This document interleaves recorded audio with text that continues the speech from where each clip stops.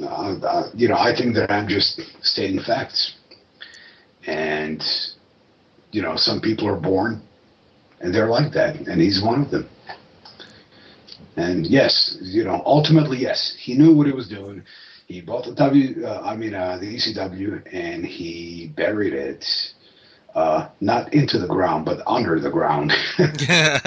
Wow. Well, a very interesting input on there, but let's shift gears a little bit. Let's shift over to the TNA product. What are your thoughts about the TNA product, in particular when Dixie Carter brought in her version of ECW in a sense and called it EV 2.0?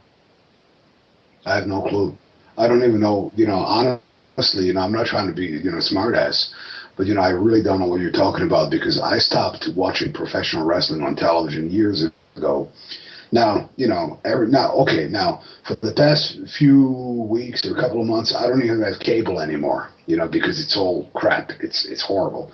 You're paying for nothing for repeats, and professional wrestling these days on TV is absolutely the last thing that I'm interested in watching. Now, when I had cable TV, and some Thursdays and is it Thursdays or Fridays or whatever, and then Mondays and some other days where I would tune in, and it was so horrible that I felt like vomiting, crying, sweating, and hanging myself. And after I hang myself, shooting myself in the head 3 times, not once but 3 times, out of how bad it is. The last match that I saw for TNA was Sting versus Bubba Ray, and that was a great match because it told the story and it wasn't too long and it was a clean finish in the middle of the ring, made sense. And what I did was I said, "Oh, this is great! I saw a good match finally on modern TV day wrestling, right?" And then I just I turned the channel so I wouldn't be disappointed with a lot of other stuff. What do I think? I think that the last thing before that I was trying to watch was some kind of an angle that it was almost like a stolen angle from ECW with the Sandman and his ex-wife being strung out because of Raven and drugs and this and that. And they were trying to do that with AJ Styles, I think, right? And someone Yeah. else. And Yeah. there was a girl. And it was absolutely horrible, And once again, I think they're all wonderful, tremendous athletes. It's just that, some of them should really not be given a chance to cut promos, especially long ones, especially the ones that lead into storylines, because a lot of people are not really that talented, that they can get behind a mic. A lot of people can, get into the ring and they will give you the world.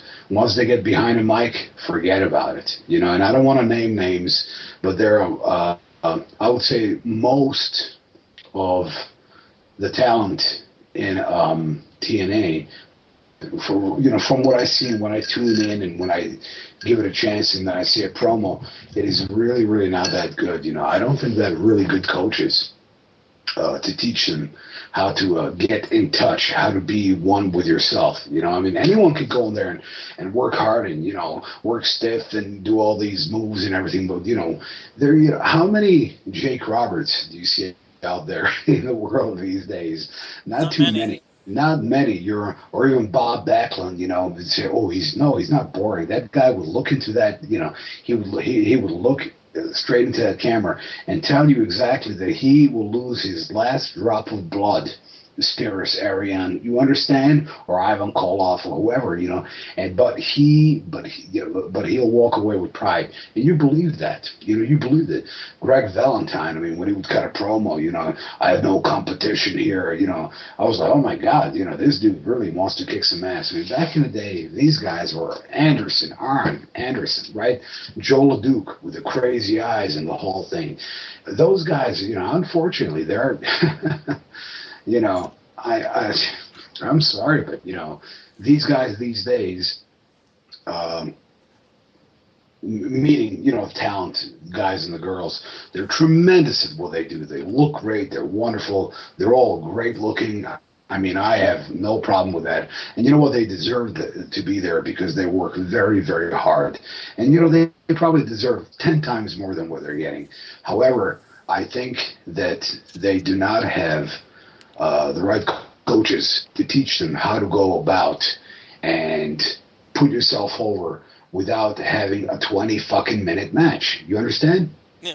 You know, I mean, you know, how to get out there, make your point, you know, do your thing in the ring, and then, you know, the rest is all like people saying, oh my gosh, you know, they're in awe, you know. It's, like I said, you know, I'm not impressed with pretty much any of the products, and that's why I don't watch them. And what I'll do is you know, back when I had the cable TV, I'll say, okay, it's Monday, so USA Channel, boom, and I see something good. I see, okay, Chris Jericho, love him, you know, so I'm going to watch what he has to do, you know, and the whole thing, because, you know, he's always entertaining, no matter what. And then it'll, you know, these other guys will come in and then cut these promos, and then Paul Heyman will, you know, go and pray to gods, and then this guy will come out and do the whole. It doesn't make any sense. It has absolutely nothing to do with professional wrestling, and quite frankly, it offends me. Well, Jason, I have a quick couple questions. You know, if I get to throw a few names out, I'd like to get your feedback. All right, what do you think of guys like CM Punk? Oh, I like his wrestling very much, like his, you know, the whole thing, and the fact that he's not all one of those super jacked up guys, and, you know, I think it's a cool thing. I don't know lately, you know, it's like, I think they're taking it way over the top and everything. I think less is more, and keeping that guy, you know, the simpler thing is better, in my opinion. But as far as, you know, professional wrestling is concerned and everything, I like him. You know, I did from day one, you know, when I first saw him. I didn't see him anywhere else before, except for the World Wrestling Entertainment Federation, whatever. And, you know, I thought right away he was good, and I thought that, you know, the look is okay because he's unlike, you know, all the other guys. And, you know, he could definitely, you know, he does his talking in a ring, you can tell. So much respect. Okay. Now, I'm sure you probably haven't seen him by now. There's a new wrestler coming out that's called Fandango. I have no clue. Okay. He was known as Johnny Curtis when they had the NXT brand. I have no clue, really. Yeah. Okay. You know, and you know what? I'm not trying to be, you know, one of those. I don't even know them names, brother. You know, because, you know, believe me, I go back in the day with Bobby Jagger as Rusty Sullivan. You know, my friend. You know, I mean, but, you know, honestly, I do not know. I mean, God Almighty. You know, I know that there is this really big dude that started out being like a bad guy, and he was like a bodyguard, and now he's a good guy, and he dances with girls or something like that, right? And he's a good wrestler, Brutus or something. Oh, you're talking about the Great Khali. No, the big guy, the big dude. He was like a bodyguard in the beginning. He's got a mohawk, and he's, you know, Brodus Clay. Brodus Clay. Yes, okay, yes. yeah, like that. That's you know, to me, you know. But you have to realize, to me, you know, if you've not been in the business for at least 10 or 15 years, you're still a rookie to me, you know. Yeah. And still, no disrespect, and that's a good thing, you know, because hey, we're talking about longevity. I mean, I started training to become a professional wrestler back in 1977.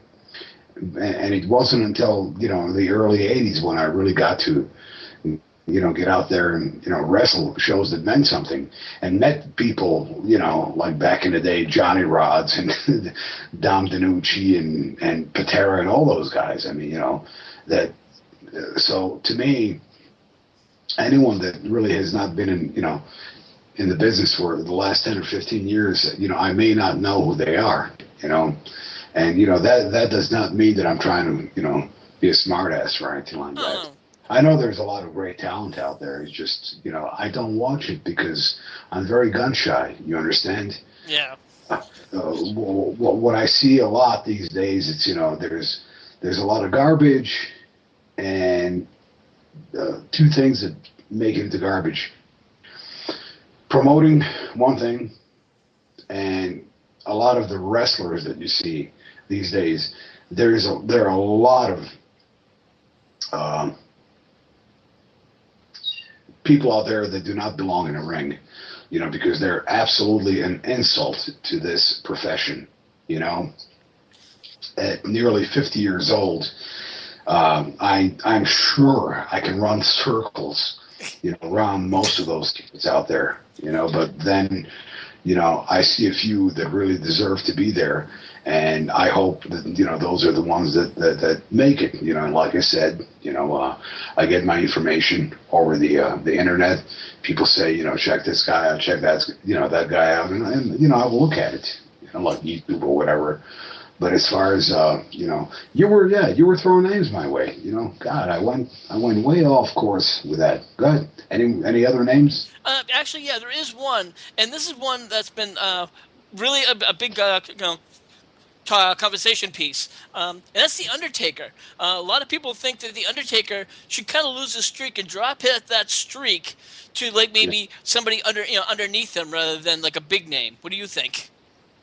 I wouldn't know because, like I said, I have not followed. I guess it's supposed to be something zero and that type of thing. I'm not sure. From what I see, whenever I flip through channels, he's out there. From what I see in the photographs, and the guy looks like $1 million, and I think he's only about a year or two younger than I am. He looks great. He keeps himself in tremendous shape, and I can tell you one thing that I had an extreme pleasure of wrestling him back in WCW when he was managed by Paul Heyman and he was Mean Mark. And people say, well, who's some of the best wrestlers that you've ever been in a ring with? And he would definitely be, among the top, because it was amazing the way that he moved and the way that he was able to adapt, being like about, 6'9" or 6'10" or 6'8", I don't know, but, I'm under 5'10", right? So he was able to adapt to that, wrestling with me, and the way that he handled me in the ring, and everything looked like $1 million, and and the way that he protected me, and I was asking for like really rough moves, and throw me out, hit me with a chair, this and that. Everything was done so smooth and professionally, that he wasn't a guy like a lot of other big guys out there. They lose their heads. A lot of the guys, they're nice guys, but once they're there, they just lose their heads and they'll hurt you. Hit you with a clothesline across the nose, and sorry, brother, I didn't, you're so short and I'm so tall. Like, this guy, Mark Calloway, right? He calculates everything. The way he kicks you, punches you, the way, he is the pure talent for professional wrestling. And, if he wins 100 more WrestleManias, God bless him.